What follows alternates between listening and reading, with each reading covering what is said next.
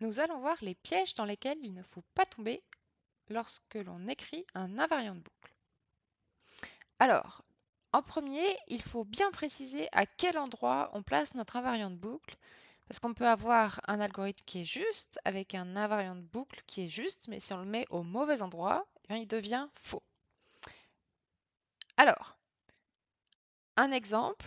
Donc là, j'ai repris le même algorithme somme 2 qu'il y avait dans des slides précédents. Un invariant de boucle écrit ici. À votre avis, est-ce que cet invariant de boucle est toujours vrai ou pas? Alors non, il n'est pas toujours vrai. En fait, si vous regardez, c'est le même invariant de boucle que dans mon exemple précédent, qui était vrai, mais je ne l'ai pas mis au même endroit. Et du coup, il devient faux. Pourquoi? Par exemple, à la première itération, donc c'est le premier truc qu'on vérifie normalement, qu'est-ce qui se passe? Je regarde. Donc, première itération, je commence du début, S est mis à 0, I est mis à 1. Donc, est-ce qu'il est vrai qu'à cette étape de l'algorithme, S contient la somme des entiers de 1 à I? Donc, I vaut 1. Donc, la somme des entiers de 1 à 1, ça vaut 1. Est-ce que S contient 1? Bah non, S il contient 0 à ce moment-là de l'algorithme. Donc, c'est faux. Tout à l'heure, c'était juste parce que mon invariant de boucle, je l'avais mis après l'affectation de S. Donc du coup, c'est pour ça qu'il était juste. Si je le mets là, en début d'itération, il est faux. Donc il faut bien faire attention, puisque l'invariant de boucle, il peut être vrai à un endroit et faux à un autre. Un autre piège dans lequel il ne faut pas tomber, ce serait d'oublier de vérifier la première itération. Alors ça, c'est vraiment comme dans une récurrence. Si vous oubliez de vérifier le cas de base, toute votre récurrence, vous pouvez avoir l'impression qu'elle est vraie alors qu'elle est complètement fausse, si votre cas de base n'est pas bon. Alors, un autre exemple, avec un algorithme et un invariant de boucle écrit ici. À votre avis, est-ce qu'il est vrai ou faux? Eh bien, il est faux. Pourquoi? Si on regarde à la première itération, qu'est-ce qui se passe? S est à 1. Première itération, I est à 1. Donc là, on a calculé 1 plus 1. Donc S est à 2. Donc I vaut 1, S vaut 2. Est-ce qu'il est vrai qu'à cette étape de l'algorithme, S contient la somme des entiers de 1 à I, c'est-à-dire de 1 à 1? C'est-à-dire, est-ce que S contient 1? Non. Donc, c'est faux.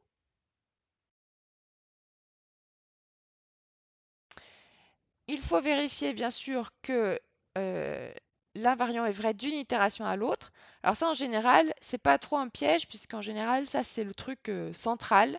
Et donc, c'est le genre de truc que les étudiants n'oublient pas. Il faut, attention, aussi porter un soin particulier à la dernière itération. Et ça, on va y revenir dans un instant. Et souvent, ça va un petit peu avec le 5. Il ne faut pas s'arrêter là, parce que pour ça, ok, montrer que votre invariant il est vrai, c'est bien, mais le but, c'est de prouver que votre algorithme répond aux spécifications. Donc, normalement, si vous avez bien choisi votre invariant, c'est à peu près ça qui prouve, mais il ne faut pas oublier de faire cette étape-là. Donc, il faut toujours prouver que votre algorithme fait ce qui vous est demandé, et pour ça, vous vous aidez de l'invariant que vous avez prouvé dans la première partie de votre preuve. Alors, voici un nouvel algo que je vous laisse lire, mettez pause si nécessaire, et je vous propose un invariant de boucle ici. Et essayez de voir si l'invariant vous semble toujours vrai ou pas, ou si vous voyez un problème qui n'est pas vraiment de l'ordre de l'invariant est vrai ou faux, mais peut-être un autre problème qui rentre dans aucune de ces deux cases, ou du moins vous ne savez pas comment le ranger. Alors voyons voir, qu'est-ce qui se passe? Donc je vais essayer dans un premier temps de me dire que c'est bon, et donc je vais essayer de prouver que mon invariant de boucle est toujours vrai, et que mon algorithme renvoie la somme de toutes les cases du tableau. C'est ça mes spécifications, c'est ce que je veux prouver. Alors ça y est, c'est parti, j'essaye de faire ma preuve. Alors, je commence toujours par analyser la première itération. Je vais me prouver que mon invariant de boucle est vrai à la première itération. Alors, au début, somme jusqu'ici est mis à 0, n est mis à la longueur du tableau, i est mis à 0. Donc ça fait 0 plus table de 0.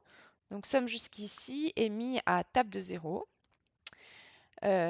OK. Et donc, du coup, je dois prouver que somme jusqu'ici contient la somme des cases du tableau entre les indices 0 et i. Donc i vaut 0, donc je dois prouver que somme jusqu'ici contient juste table de 0. Ben, ça, c'est vrai. Donc, première itération, OK, l'invariant de boucle est vrai. Alors, maintenant, je vais prouver que l'invariant de boucle reste vrai d'une itération à l'autre. Donc, je suppose que, comme pour une récurrence, j'ai fait une itération pour un certain i, mon invariant de boucle est vrai. Et maintenant, je remonte, je mets à jour mon i qui est incrémenté d'un cran, et je veux prouver que mon invariant de boucle va être vrai à l'itération suivante. Alors attention, comme j'ai mis à jour mon i, je réécris ici la propriété que me donne mon invariant de boucle de l'itération précédente, qui était donc avec la valeur de i précédente, qui vaut donc maintenant i-1. Donc ici, ce que je sais, c'est que somme jusqu'ici contient la valeur qui est la somme des cases du tableau des indices 0 à i-1. D'accord? Ça, c'est la traduction du fait que je sais que mon invariant de boucle était vrai à la fin de l'itération précédente. Et j'ai mis à jour ma valeur de i entre-temps. Ensuite, qu'est-ce que je fais? À somme jusqu'ici, je lui ajoute table de i et je fais mon affectation. Donc, du coup, somme jusqu'ici contenait ça, je lui ai rajouté table de i. Donc, c'est bien vrai que somme jusqu'ici contient la somme des cases du tableau d'indice 0 à i. Donc, ça, c'est vrai. Donc, mon invariant de boucle, il est bien toujours vrai, parce qu'il est vrai à la première itération et il est vrai d'une itération à l'autre. Maintenant, je regarde la dernière itération. Il faut toujours regarder la dernière itération pour vérifier s'il n'y a pas de problème. Dernière itération, i vaut n. Donc, mon invariant de boucle me dit que somme jusqu'ici vaut la somme des cases du tableau d'indice 0 à n. Ah mais ça va pas du tout, ça. Parce que cette case-là, table de n, elle n'existe pas. Parce que n, c'est la longueur de mon tableau. Du coup, la case d'indice n, elle n'existe pas. Dans un tableau de taille 5, la case d'indice 5, elle n'existe pas. Parce que les cases qui existent, c'est de 0 à 4. Donc, du coup, mon invariant est toujours vrai, mais il me prouve que mon algorithme va planter. Il va provoquer une erreur. Alors du coup, ça m'incite à rectifier, du coup, ma borne de boucle ici. Si je remplace le n par n-1, alors ça ne change rien pour ça, j'ai pas besoin de refaire la preuve de ces deux parties, puisque je ne m'étais pas servi de ma borne de boucle. Donc j'ai juste à refaire ça. Donc je regarde, maintenant que me dit mon invariant à la dernière itération, il me dit que somme jusqu'ici vaut la somme des cases du tableau d'indice 0 à n-1, et ça c'est bien la somme de toutes les cases du tableau. Donc maintenant, mon algorithme est correct puisque le seul truc que je fais quand je sors de ma dernière itération, c'est renvoyer ce qu'il y a dans somme jusqu'ici.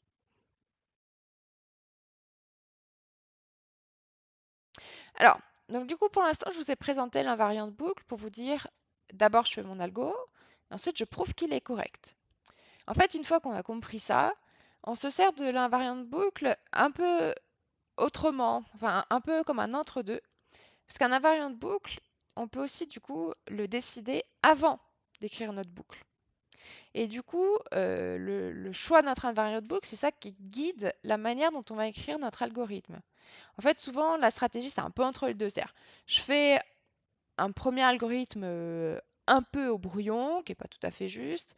Je cherche l'invariant de boucle et après, j'ajuste mon algorithme pour qu'il colle à l'invariant et qu'il soit juste. Par exemple, je veux écrire une fonction qui prend en argument un tableau de nombres et qui renvoie le plus grand nombre contenu dans le tableau. Donc, au brouillon, je me dis comment est-ce que je vais faire ça? Je vais parcourir mon tableau. Je vais garder dans une variable locale le plus grand élément du tableau parmi les cases déjà parcourues. Et ça me donne un brouillon. Donc ça, c'est la signature de ma fonction. Ça, c'est facile. C'est-à-dire, je mets le mot-clé fun pour dire je commence une fonction. Le type de retour de ma fonction, ça va être nombre. Le nom de ma fonction, ça va être maxtab. Et ça prend en argument tableau de nombre. Donc, il me faut ma variable locale que j'appelle max jusqu'ici, qui va être un nombre. Pour l'instant, je ne sais pas trop comment l'initialiser. Donc, je laisse à compléter plus tard. C'est mon brouillon. Ensuite, je fais une boucle pour parcourir toutes les cases de mon tableau. Donc, je vais aller de 0 à longueur de table moins 1. Et là, je ne sais pas exactement comment je vais l'écrire, mais il faut mettre à jour max jusqu'ici si nécessaire, c'est-à-dire si j'ai trouvé plus grand que mon max jusqu'ici. Et là, je vais écrire mon invariant. Il faut que max jusqu'ici contienne le plus grand nombre parmi table de 0, table de 1 jusqu'à table de i. Donc, c'est ma ligne directrice. Et vous voyez, ça, c'est mon brouillon qui contient un bout de mon algorithme et mon invariant. Et du coup, j'affine un peu. Donc ça, je laisse à compléter plus tard. Et j'ai complété cette partie en me disant, si table de i est plus grand que le max jusqu'ici, je range table de i dans max jusqu'ici. Et à la fin, je fais renvoyer max jusqu'ici. Donc j'ai un peu avancé. Et maintenant, mon invariant, ça va me servir à bien initialiser mon max jusqu'ici. Pour pas que je me trompe et que je mette une mauvaise valeur qui rendrait mon algorithme faux.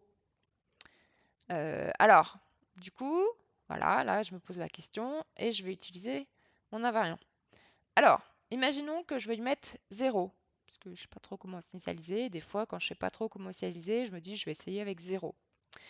Alors bon, imaginons que je mette 0 et que j'essaye de prouver que mon invariant est vrai à la première itération. D'accord, j'ai fait ça. Et maintenant, je dois prouver que la première itération, max jusqu'ici, contient le plus grand nombre parmi, comme i vaut 0, parmi table de 0. Ça va être vrai que si j'ai exécuté ça. C'est-à-dire que si ça c'était vrai, c'est-à-dire que si mon table de 0 était strictement plus grand que ce que j'ai initialisé dans max jusqu'ici, c'est-à-dire 0. Donc là, je me rends compte que, en fait, mon invariant va être vrai à la première itération que si table de 0 est strictement positif. Et ça, je ne l'aurais pas forcément vu si je n'avais pas écrit mon invariant. Mais donc ça, c'est pas bon parce que là, mon tableau de nombres, personne m'a dit que c'était des nombres positifs. Donc je peux pas mettre ça. Donc là, du coup, vu que je veux que max jusqu'ici contienne le plus grand nombre parmi table de 0 tout court, à la première itération, du coup, je vais initialiser carrément avec table de 0, puisque en pseudocode, on a dit qu'on n'avait que des tableaux non vides, qui avaient au moins un élément. Donc je mets là. Du coup, à la première itération, ça, ce sera faux, puisque j'ai table de 0 dans max jusqu'ici, i qui vaut 0. Donc, je vais comparer table de 0 avec en fait table de 0. Donc, ça sera faux.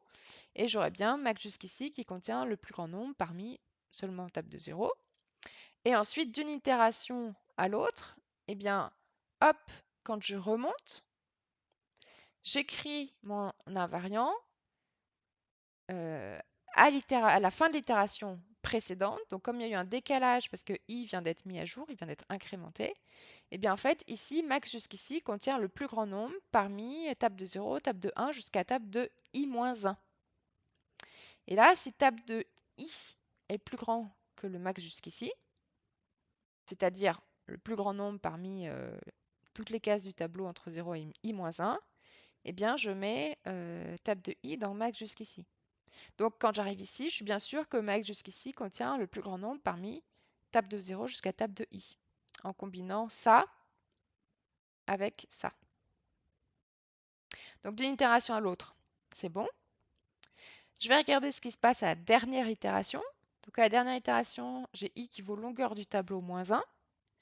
Et mon invariant me dit que max jusqu'ici contient le plus grand nombre parmi table de 0 jusqu'à table de... Et là, l'indice, c'est longueur du tableau moins 1. Donc ça va. c'est bien une case du tableau qui existe, d'une part, donc il n'y a pas d'erreur d'algorithme qui est provoquée, ça ne va pas planter. Et d'autre part, ça couvre bien toutes les cases du tableau, donc ça prouve que mon algorithme répond aux spécifications, puisque quand je sors de ma dernière itération, je renvoie le max jusqu'ici qui contient le plus grand nombre parmi toutes les cases du tableau. Donc là, je viens de vérifier les deux derniers. OK. On a bien les 4 étapes à faire. Donc vous voyez, en fait, cette invariant boucle, ça nous aide à faire des algos qui sont justes, puisque là, en l'occurrence, ça m'a aidé à bien choisir mon initialisation ici et de ne pas prendre un truc au pif qui, au final, rendrait mon algorithme fou.